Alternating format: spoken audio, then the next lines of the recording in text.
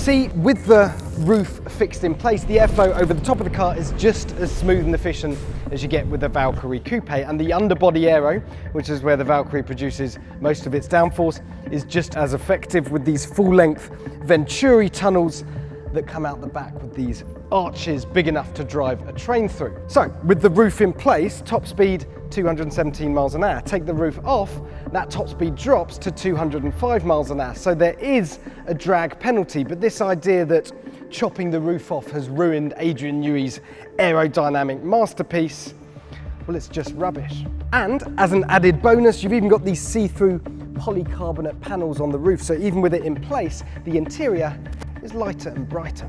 Now, you might disagree with me, but in my book, front hinged dihedral doors beats the gull-wing rabbit-ear jobbies you get on the coupe. And here's how they work. There's a latch here at the front, click that, and the door pops up. Then you've got another little leather strap behind the wheel here, and that lifts up this roof panel. And then you have the option of removing the roof panel entirely. So I can do that on my own, I think, by pulling this latch, lifting it up at the back. There we go.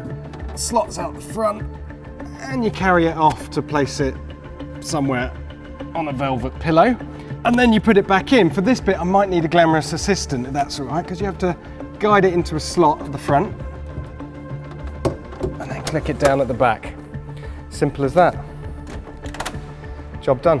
An obvious one, granted, but because there's no roof, your ears have an unimpeded line to the intake above your head and the exhausts at the back. I've been for a passenger ride in the coupe, and the difference between the bassy sound in the cockpit and the blood-curdling shriek you hear outside is stark. This should give you a bit of both, and therefore permanent goosebumps, and therefore it's better. So, one of my take-home messages when I took a passenger ride in the Valkyrie Coupe up the hill at Goodwood was it's quite snug in here. Very snug, in fact, which wasn't so much of a problem for Darren Turner, who was driving, and I, because, well, we're both quite vertically challenged. But the good news is, if you go for the Valkyrie Spider, you can be tall. You can be 6.5 foot, and the sky's the limit. I would recommend, however, that you wet shave your head, because it's about to become an integral part of the aerodynamic package. As a bonus though, you'll look a little bit more like Adrian Newey.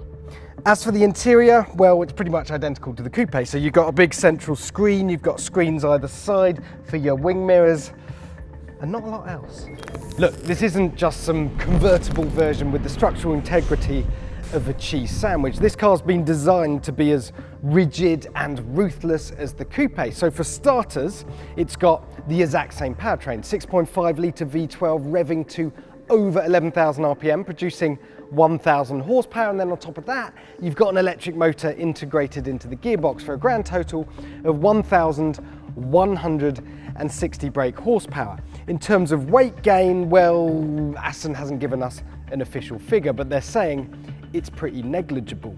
The carbon tub, the structure has been strengthened in places to account for the fact that it's lost its head. The active aero and the chassis electronics, they've both been slightly recalibrated.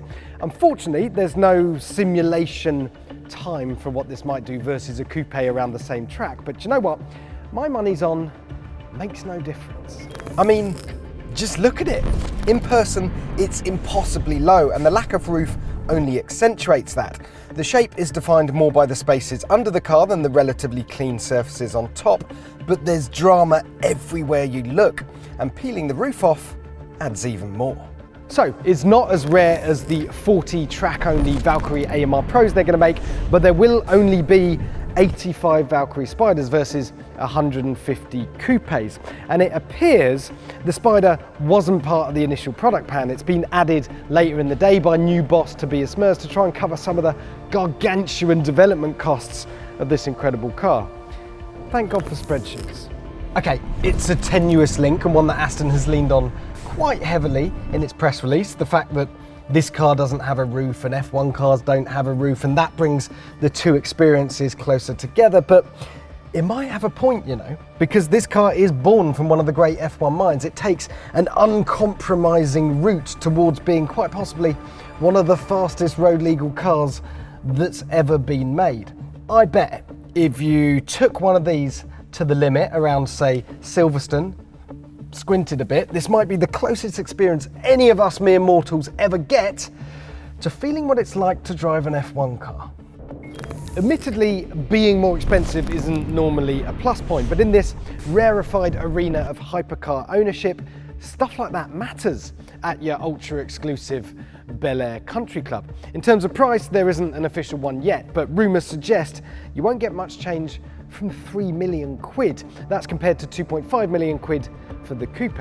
Deliveries are slated to start in the second half of 2022, and unfortunately, it's all sold out. Sorry, allocated.